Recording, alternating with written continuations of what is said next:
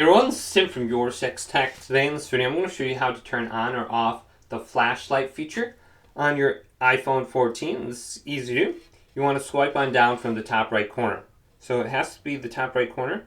Swipe on down just like this.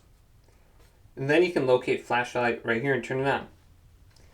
Now my flashlight is turned on. So you can see it.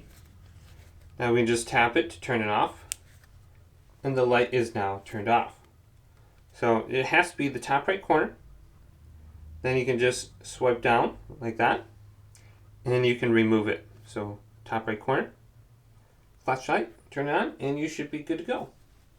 Hopefully this video did indeed help you out. If it did, leave it a big thumbs up.